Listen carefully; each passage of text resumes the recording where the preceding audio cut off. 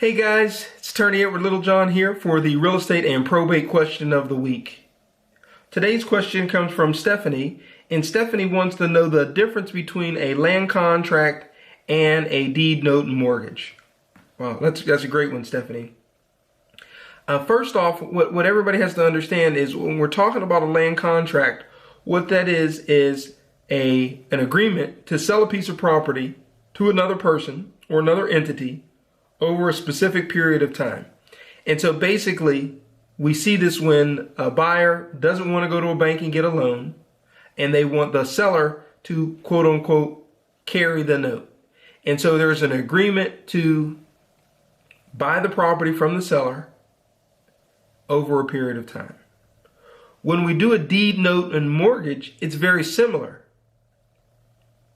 The difference is with a deed, note, and a mortgage, the seller actually transfers the property to the buyer.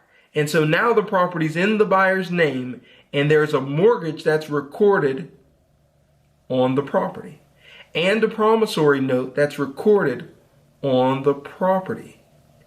As a result of that, title is vested in the buyer's name, where in the land contract, title remains in the seller's name and not the buyer's name.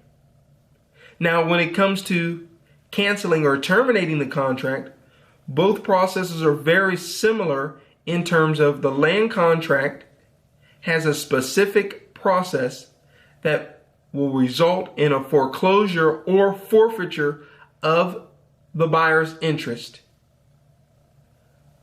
if the buyer has not been there for 5 years and has paid less than 20%, 25% towards the purchase price. For the deed, note, and mortgage, you have to file a lawsuit and foreclose on the property. Now, foreclosing on the property may take several months. We've seen instances where it takes years. In any event, give us a call. We can advise you of what's the best next step for you and your family. And remember, where there's a will, there's a way. And where there's no will, then there's probate.